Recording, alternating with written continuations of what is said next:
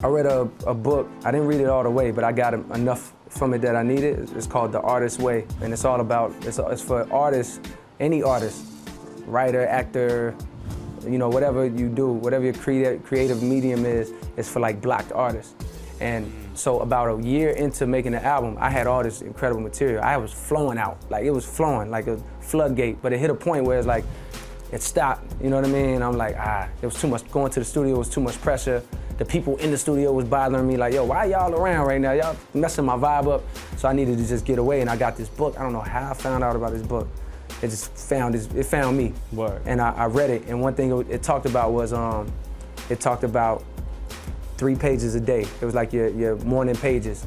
And basically what it wants you to do is to wake up in the morning, and the first thing you do when you wake up is you write 3 pages, freehand, nonstop. You can't stop. You have to write the first thing that comes in your head. So you're like, oh man, I'm wearing a white shirt, need a shower, I stink, went out last night, blah, blah, blah, red pen, anything that comes in your mind. And that's how I got back into writing, and you know what I mean? And that opened up a lot of things. And I realized I like writing stuff down better. You know what I mean? Type, you get so comfortable because you could be in a club or be on the bus and you can just type in your phone a line that comes to your head, but there's something more intimate about writing it down. So when I was reading that book and going through that, that's when I started to reappreciate writing stuff down, because I got notebooks and notebooks full of lyrics. And it's like, I also got a blackberry full of notes, you know what I mean?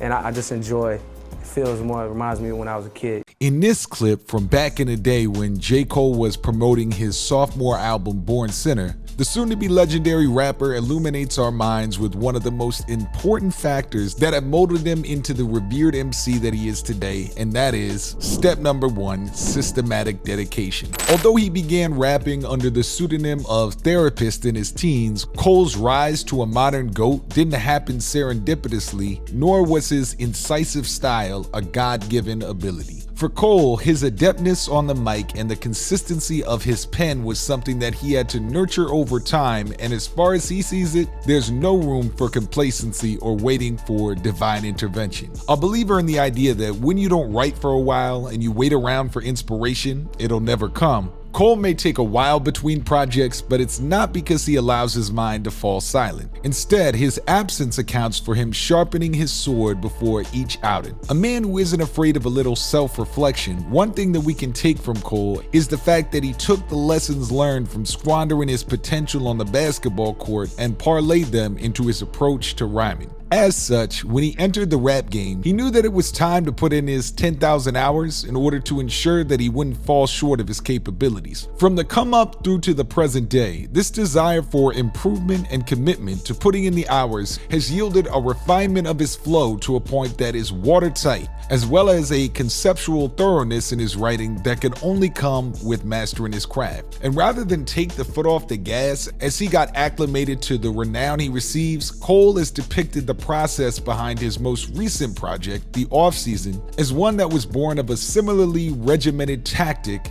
as the one he employed on his very first tape. So it was like, yo, do you really want to look back 10, 20 years from now with this music and be like, the reason you didn't make it in music because you ain't put in the work? So I was like, fuck it. That was where the warm-up came from. Every day, nigga, I woke up, wrote verses, made beats.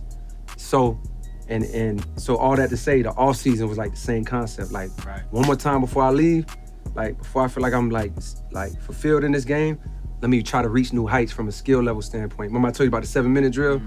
Like, I put myself through drills. I really try to work on my craft to like just reach new heights and push myself. So that's why I call it the off season. Now, for you rappers, a quick tip. As well as speaking to his unquenchable hunger for greatness, Cole's earlier reference to applying techniques from the artist's way into his own work touches upon the importance of arming yourself with knowledge. By reading and retaining your curiosity about the world, it will always prevent subject matter from becoming stale, and it's safe to say that the repetitiousness that has blighted other rappers' bars has never been a problem for Cole. After all, this is a man that managed to make a riveting narrative about unconditional love out of a track entitled Folding Clothes. If you yourself would like to apply techniques like building systematic and creative sparks from books such as The Artist's Way with coaches from around the world working directly with you, consider joining our revolutionary social network just for rappers, the Anthem Academy, where we'll coach you directly on how to start a full-time rap career. You can get more info for that by clicking the first link in the video description. But no matter what, you can take a page out of Cole's book right now by developing your own thirst to expand your mindset by following step number 2, searching for knowledge. Possessing a degree in communication and business at St. John's University in New York, Cole also runs a book club in his native Fayetteville with recommended reading including the likes of Kevin Lau's Make It Happen and Tupac's poetry collection, The Roads That Grew from the Concrete, alongside sci-fi novels, sociological titles, and more. An admirer of the work of George Orwell, Cole has also discussed how Reuben Carter's Eye of the Hurricane made him think, what have I really done? While reading Michelle Phillips' The New Jim Crow actively informed his artistic direction and paved the way for one of his most accomplished projects in For Your Eyes Only. After Forest Hill Drive album, with a time in my life where I was just tired of like rapping by myself. You know what I mean? Like so much of my career, my art was like my storytelling from my own perspective. I always would give you like little branches of somebody else's perspective, but so much of it was like my personal journey, my personal growth, my personal flaws, this, that, and the third. And it was a time period when I was like, that was not interesting to me. What was interesting was like I had just moved back home, like from New York back to Carolina, and it was like I had a whole different perspective of the landscape and some of my friends and the situations that the revolving door like had some of them in, and I'm just like, oh man. So that tour was a product of that album, which was a product of that book and just a desire to like, okay, let me use this platform to tell these stories, you know? Alongside having the positive side effect of expanding your vocabulary, seeking out knowledge will provide you with a whole host of vantage points from which you can approach the world around you that can then be distilled into your pen game. And just as The New Jim Crow led to him re-examining his approach, it also touches on Cole's mindset to constantly strive towards evolution. This past 5 years has been a fight against comfort. I was chilling. What I noticed was with that feeling of comfort, I'm like, damn, this is the moment that a lot of your favorite rappers hit a crossroad where they did what the they set out to do, and then the fruits of their labor started working against them. That same energy and that same like passion they put into the craft was gone, and it was replaced by like comfort and luxury. I had to make a real decision. Are you okay with getting comfortable, chilling, mailing it in, waiting around on inspiration? If this is as high as you ever got, not career success-wise, but from a skill level, like have you wrote your best song? Did you leave no stone unturned creatively? And when I thought about that feeling, I was like, nah, I'm not cool with that. For J. Cole, nothing is ever set in stone, and no matter how you viewed your craft one day, there's always another angle to attack it from the next. By no means the finished product when he first emerged, a young, less seasoned Cole fell into the all too familiar trap of emulating his heroes to the extent that it towed the line between flattery and plagiarism. The first stuff I recorded sounded like Eminem married to Nas and had a baby and he made a song and that's how I sounded, he told Vice back in 2013. And then my next song sounded like a cannabis clone, and then my next song sounded like this, and before I knew it, in 2-3 years, I had my own sound. And before I knew it, in 6 years, I really had my own style. Over time, Cole's sound became instantly identifiable, providing profound insights and clever wordplay in a way that was charismatic but considered. The Dreamville CEO found himself a niche that carried him from the mixtape grind all the way to the doors of Roc Nation and a pivotal feature on Jay-Z's A Star Is Born. But he's never, ever, ever rested on his laurels. From his consensus classic that is 2014 Forest Hills Drive, through to conjuring up the alter ego of Kill Edward on KOD, Cole is not an artist who will ever rely on past glories. Instead, he's always looking for new ways to convey his message in an organic form. I try to do it in ways that don't come off corny, he informed Complex. I'm not a conscious rapper. All those things we talk about, the struggle, the pain, the outlook to the future, keep your head up, I try to put all those positive things into a regular human character, which is myself, so that you can see that I'm not perfect at all, because he's talking about girls, he's talking about his ambitions for money, his flaws, but he's also telling you to keep your head up. Over the years, North Carolina's finest has explored just about every avenue he can think of for that, and has come with a degree of self-assurance that is at the heart of the next step. Number 3, focus on yourself. Nobody can really relate to that like these dudes, and I really genuinely for these dudes. So like, I've been trying to, you know, absolutely make an effort, like as time goes on, to like strip the competition from it. Like y'all niggas are cemented forever. You know what I mean? Like I would hope that I'm cemented forever, and if not, I will be. You know, when it's all said and done. You know, in my mind, that's how my mentality is. So it's like there's like the competition part I've stripped away, and I'm now on some shit like, man, I'm more interested in the relationship. Before I was interested in the competition.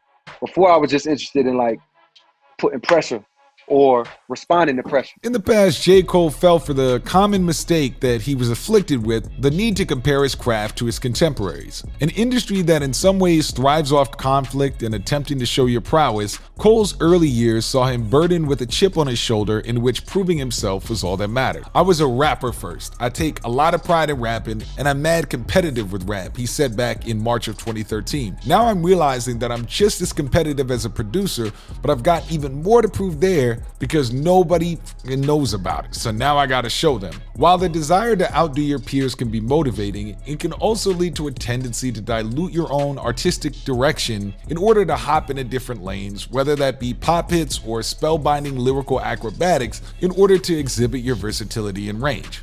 However, when Cole left this behind in order to focus on his output and the rich musical world that he'd manifested, it's when he did his best work. Self-acceptance has been pivotal in helping Cole reach his highest peak. Now he's so comfortable with his position in the game that on Heaven's EP, he wasn't afraid to be self-deprecatory, rhyming that some people say I'm running third. They threw the bronze at me behind Drake and Dot. Yeah, them brothers is superstars to me. Now free of the desire to triumph over all others, Cole has found himself naturally operating at the top of his game and turning out dense, lyrically layered, and yet immediate verses on recent guest spots such as Benny the Butcher's Johnny P's Caddy and Smino's 90 Proof. Content in the knowledge that he has his own lane, Cole is singularly focused on his own journey and has mapped out the blueprint for his career from the offseason onwards and leading up to what will be his final album, The Fall Off. While it may seem ambitious, Cole's signposting where he's going next is the natural byproduct of his approach to art, creativity, rap, and life that steered him right in his career. I think just thinking ahead. I think that even back to your original conversation, your original question is like, I just always am thinking ahead. Now that I'm a little older, it's funny because when you check off all these boxes as you get older, if you blessed enough to like have the success that you want, just kind of run out of boxes. You know what I mean? Like, right. And I need new boxes to check. But I think just always thinking ahead is how you sustained it. Some people want to be great and be the greatest, so their mind state is different. Some people just want to make the league. That's the highest they can see. And don't get it twisted, that's high. Like, if you make the league, you already miles ahead and accomplish something that so many people want to accomplish. But for some people, that's as high as they saw. So when they got there, the work ethic slowed down. The decision making got a little shaky because they accomplished everything that they wanted to accomplish. I just always was seeing past that. So when I got a record deal, everybody was like, "Oh my God, you signed to Jay-Z. Oh my God, congrats!" I'm looking at that bank account, and I'm looking at and more than that, I'm looking at what I haven't done, and I'm like, I'm barely celebrating this. You know what I mean? So I think it's just like sustainability comes from like looking ahead. You know what I mean? Like, and not being and being very clear on what you want. Right. Do you want to make the league? That's a great goal.